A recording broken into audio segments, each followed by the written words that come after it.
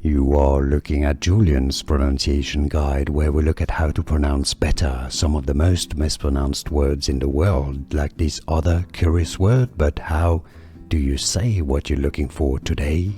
We are looking at how to pronounce this word, as well as how to say more interesting but often confusing words in English, so make sure to stay tuned to the channel. In British English, it is normally said as quantitative. Stress on the first syllable, quantitative. In American English, however, it is usually pronounced as quantitative, quantitative. Here are more videos on how to pronounce more confusing words and names too many mispronounced. Like this video if you found it useful. I appreciate your support. I'll see you soon and thanks for watching.